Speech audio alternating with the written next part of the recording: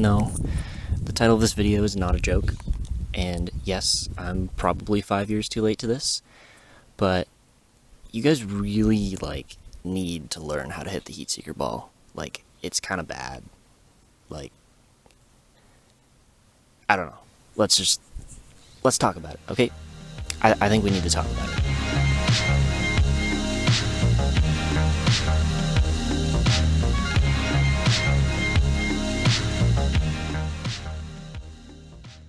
First things first, this is not this.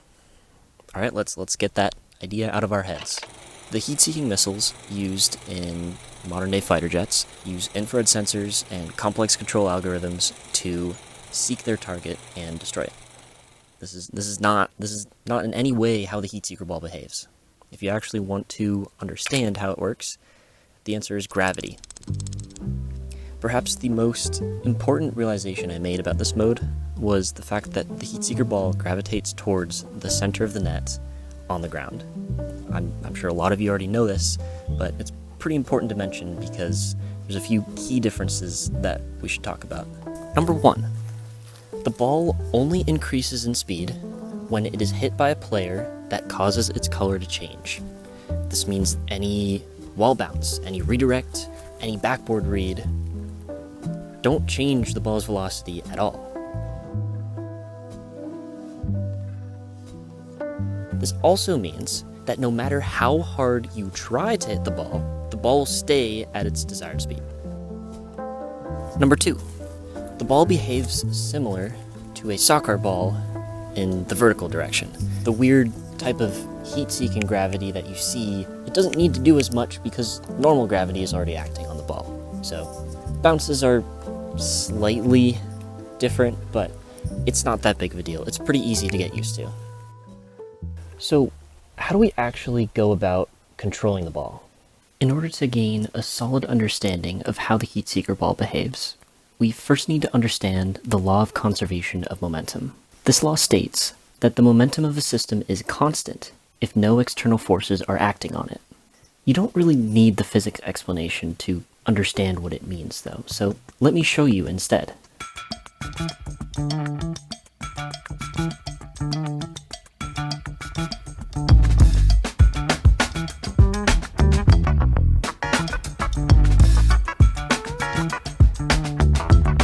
Perhaps the most simple example of the law of conservation of momentum is a direct shot. To simplify things even further for your understanding, we're going to look at this in 2 dimensions. If you are right behind the ball when you hit it, it will deflect in the same direction it came from. Here's a few examples. Notice how in all of these clips, the car's momentum is nearly directly opposing that of the ball. This is almost always the direction you want your car to be going to have the most ball control. Now, let's see why this is true.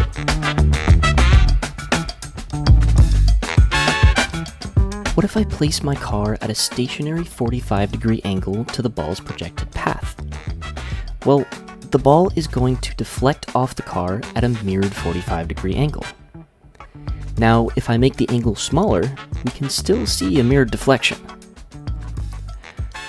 Applying this logic, the more shallow the angle of your car, the less intense the deflection will be.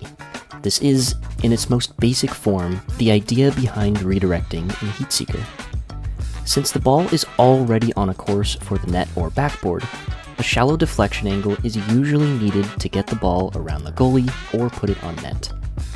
Remember, the ball also gravitates towards the opponent's net when you hit it, which makes things a little more complex.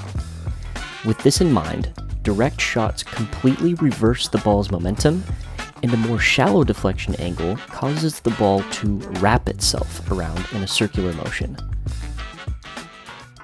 Okay, so that showed us how the ball reacts when coming into contact with a car that isn't moving. But that still doesn't explain why it feels like you have so little ball control when you're actively driving around the field.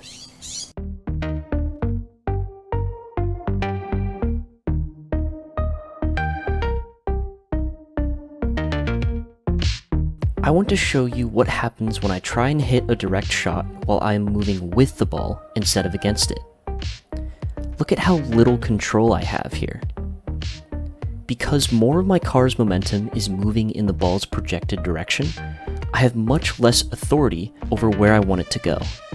However, this only applies to direct shots and passes. In the case of a redirect, we actually want to be moving with the ball a lot of the time. This is called shadowing, and is something I actually cover in the defense video. On offense, shadowing allows for more precise control over shot placement since you don't have nearly as much momentum to transfer to the ball. And on defense, it enables you to cover significantly more goal area.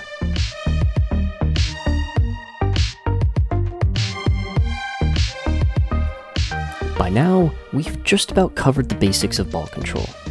Let's dive deep into how you can do all of these things efficiently.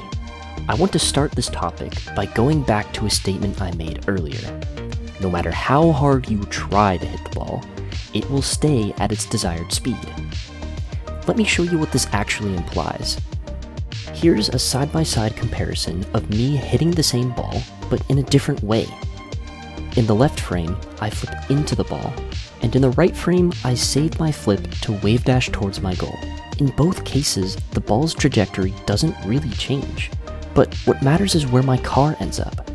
What I do on the right is clearly more effective because by the time the ball reaches the opposing goal, I'm in my half of the field, which will allow me to cover more opportunities should the opponents hit the ball back. The last topic I want to cover in this video is leading your target.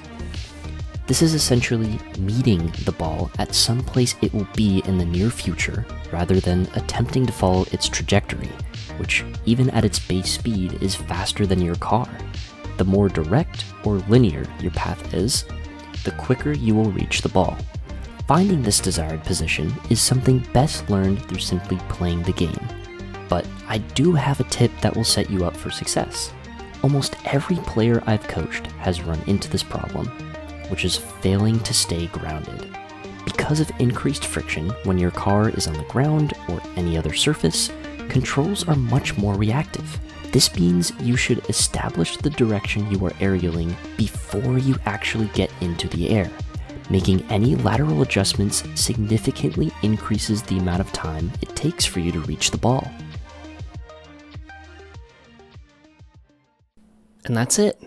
Hopefully after watching this video, you generally understand the behavior of the Heatseeker ball. Now it's up to you to get creative with what you know. If you're looking for a place to find other Heatseeker players and practice your skills, join the Heatseeker Heaven Discord server. I'll leave a link in the description. But yeah, hitting the ball, there's a video for that. So, good luck. Oh my god. What have I done? What have I done? No!